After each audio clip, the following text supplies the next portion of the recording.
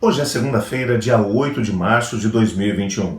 E o tema que estudaremos na nossa lição da Escola Sabatina será Pensamentos e Caminhos Elevados. Esse estudo está baseado em Isaías capítulo 55, versos 6 a 13.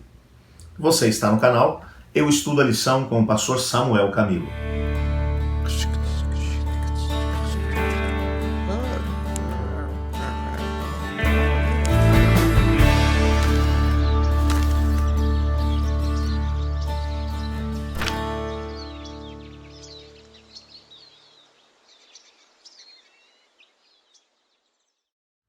Eu gostaria de iniciar o nosso estudo de hoje com uma parte do nosso texto que serve como base para o estudo de hoje, que é Isaías capítulo 55, versos 8 e 9, que diz assim: Pois os meus pensamentos não são os pensamentos de vocês, nem os meus caminhos os seus caminhos, declara o Senhor.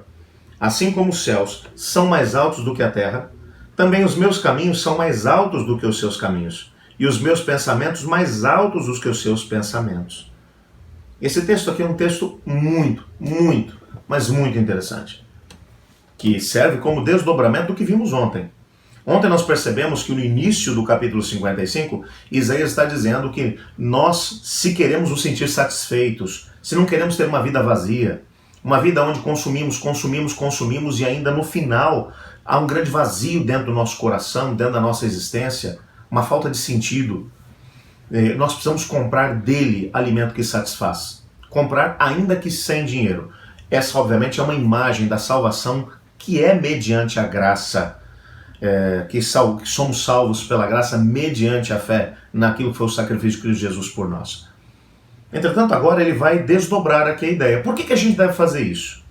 Por que é que você deve ir até Cristo Jesus, aceitar o que ele fez por você na cruz do Calvário, permitir que a graça dele te alcance, que o Espírito de Deus comece a trabalhar dentro de você? Por quê? Aí ele vai trabalhar aqui uma ideia que parece que não tem nada a ver com a ideia inicial.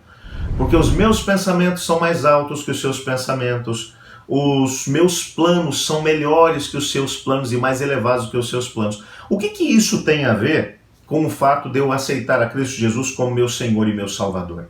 O que isso tem a ver com o fato de buscar aquilo que satisfaz em Deus? Tem tudo a ver.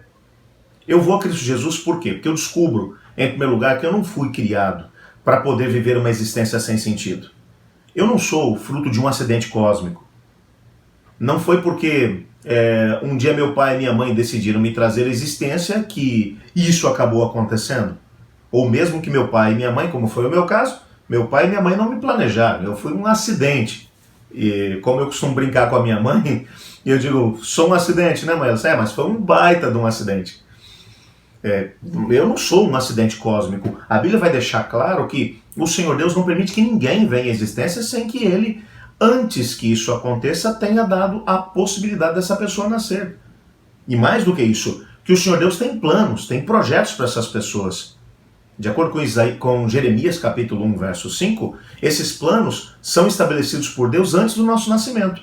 Mas Ele não nos obriga a viver o plano dele. Nós somos livres.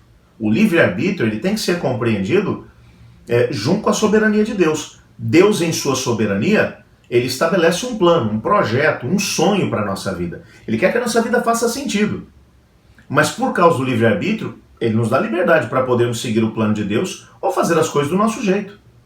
Mas o único jeito de viver que vai trazer para nós uma sensação de satisfação, que vai fazer sentido, é quando decidimos viver o plano que Deus estabeleceu para nós. Deus, que conhece o fim antes do princípio, ele sabe exatamente o que é o melhor para a nossa existência. Por isso, ele vai dizer, por que você deve buscar aquilo que satisfaz? Por que você deve comprar de mim sem dinheiro aquilo que eu tenho para você? Por uma razão simples.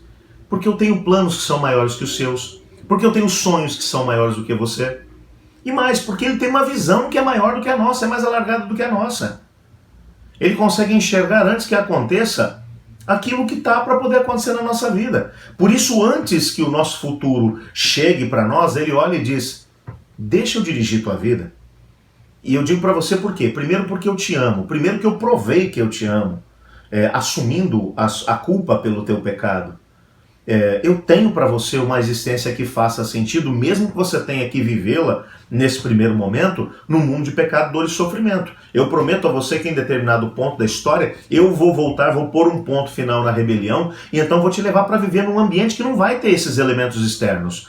Mas até lá, confie em mim. Deixa eu dirigir sua vida. Porque meus pensamentos são mais elevados que os seus. Meus planos são muito melhores do que os seus. Tem uma determinada canção que diz que os planos de Deus são melhores do que os nossos. E mesmo que seus planos sejam grandes para si mesmos, os planos de Deus serão sempre maiores e mais elevados. Portanto, o único sentido que a nossa vida pode ter, a única maneira de podermos ser plenamente realizados, é deixando que Deus seja Deus. E que os planos dele, que são mais elevados do que os nossos, os projetos de vida dele, que são muito maiores e melhores do que os nossos, precisam ser uma realidade. Então, eu queria orar nesse momento pedindo a Deus para que nos ajude a termos essa sabedoria para podermos escolher viver o melhor que Deus tem para nós. Ore comigo.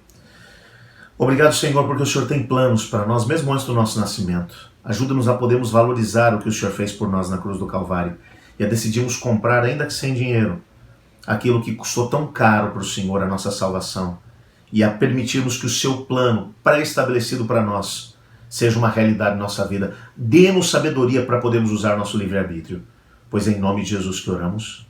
Amém. Eu estudo a lição. E você?